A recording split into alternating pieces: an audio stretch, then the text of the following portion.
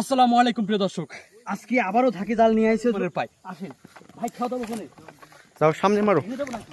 মারো সামনে সামনে সামনে সামনে হ্যাঁ? সামনে মারো। মাছ এ ভাই, মাছ রে ভাই, ভাই প্রচুর মাছ, মেরে দাও। দেখি এইখানে মাছ আছে ভাই, এবার পদ্মা মাছ পড়ছে। আস্তে আস্তে টানি, ঠিক আছে?